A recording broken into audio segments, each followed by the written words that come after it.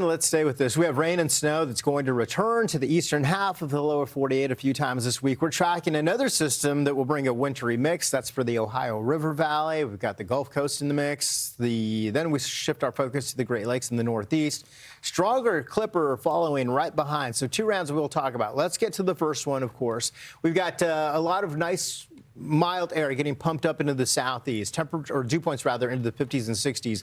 Cold front comes through, and as we talk about Tuesday into Tuesday afternoon and Wednesday, this will help spark some rain. Now, temperatures across these states that dealt with ice and still power outages and waiting for the heat to come back on, you're going to be dealing with rain at times.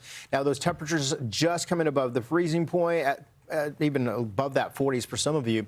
And then you throw rain into the top of this where you've got the ice, perhaps some snow, higher elevations here. You know that's going to be for a sloppy mess. Tuesday, the front advances over the southeast into the evening hours, stretches all the way from the mid-Atlantic clear back into the southeast into Texas.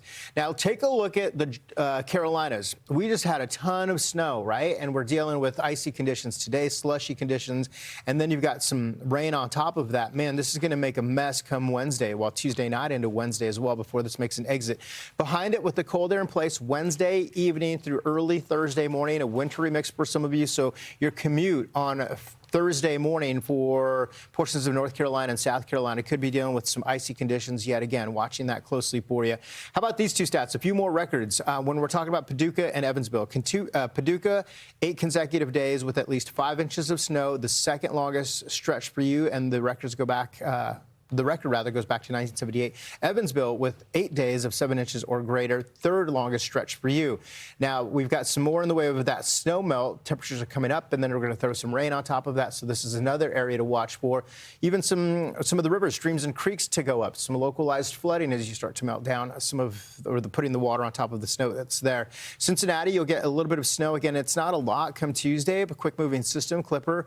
And the snow stats, boy, you're well above average. 2 feet of snow is what you've received so far, a little more than that. An average should put you right above a foot. The next system comes in Thursday and into Friday. This one's a bigger system as far as the coverage extends, rather.